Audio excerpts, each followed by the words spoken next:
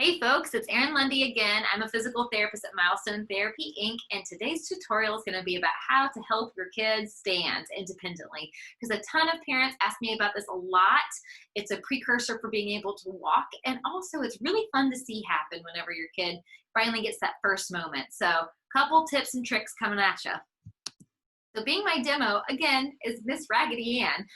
What we're gonna start off with is, you're hanging out with your kid, they're standing here, and I would say rather than holding their hands and then like letting go, I would have them face away from you, so that way they know you're still kind of back there, and then supporting them underneath their armpits. Then you grab one of their favorite toys. They're like, oh my gosh, Moana's so fun. I am having a great time. And then you're like, oh, wait, here's your other hand. Let's occupy this other one. And so they've got their triceratops too. So they're just hanging out and they don't even notice that you're slowly grading away your support. And you're still keeping your hands out here to the side in case they do kind of wobble and, they kind of have a freak out moment. You're there to catch them and make them feel safe. So it's really cool because the key to distracting your kid does wonderful things. So that's tip number one.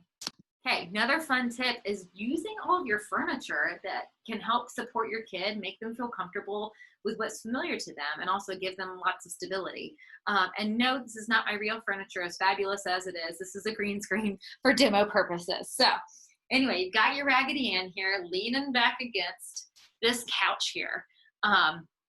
You got them turn away, you've got something interesting going on over here, and they can just kind of support their back to it. They've got their arms free, they're kind of like learning how to lean forward, and you can even like have them come like grab little pieces of toys. So things like that, where they're just kind of hanging out, and it's just kind of a way to get them to learn like, oh, this is actually not so scary, and if I fall back, I've got something right behind me. And it's another way to get them a little bit less dependent on you for support. And so I think it's a really fun one to try with kids.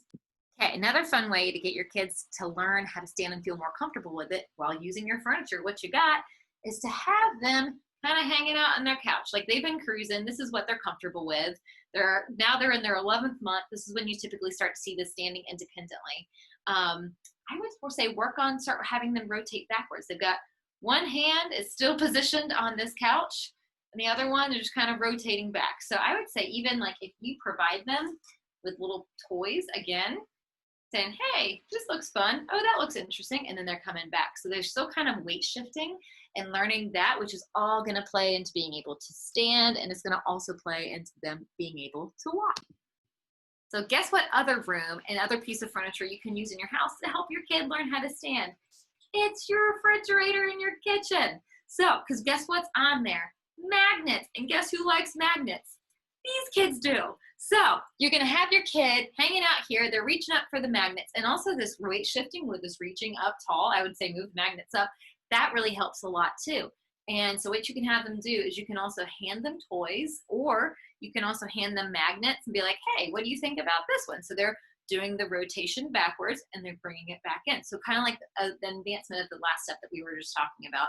But then as they're reaching up and grabbing more magnets down, well, guess what? They've got two toys in two hands and they're not hanging on to anything. So that's a really cool way to see how they learn how to get that base of support, get that balance, and then just helps them stand independently. And guess what? If they fall forward, guess what's right there?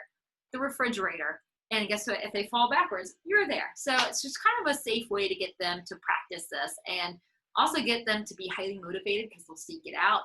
Kids love magnets. It's just so great. Well, this is kind of a shorter tutorial today with just those 4 quick little steps that I think are super helpful. It's a good place to get started.